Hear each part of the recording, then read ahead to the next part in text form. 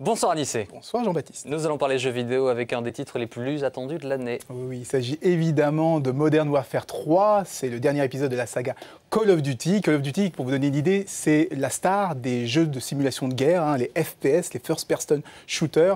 Pour vous donner aussi une ordre d'idée, c'est l'équivalent de l'épreuve du 100 mètres aux Jeux Olympiques du jeu vidéo, parce qu'il existe des Jeux Olympiques du jeu vidéo. Et le jeu est sorti ce matin dans le monde entier. Et en région parisienne, des jeunes gens ont braqué les camions qui approvisionnaient les magasins. Ça s'est passé à Créteil et à Mantes-la-Jolie. Armes à feu, voitures bélier. Ah, une attaque carrément. Hein. Une attaque carrément. 10 000 jeux ont été volés pour une valeur de 780 000 €.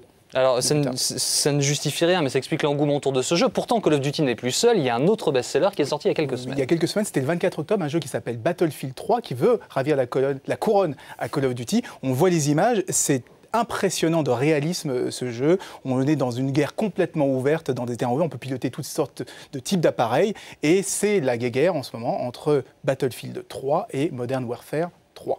J'ai jamais fait la guerre, mais effectivement, c'est assez impressionnant. Les deux jeux, alors Warfare et Battlefield, ont battu des records d'ailleurs. Des records incroyables. Alors, on va voir les chiffres qui feraient rêver des producteurs de cinéma. Regardez, Battlefield 3 qui est sorti le 24 octobre. En une semaine, 6 millions d'exemplaires ont été vendus, en une semaine simplement. Et Modern Warfare qui est sorti ce matin, donc on n'a pas encore les chiffres officiels, mais des analystes estiment qu'il se serait vendu déjà 6 millions d'exemplaires de ce jeu en une seule journée. Le jeu vidéo est un phénomène incroyable.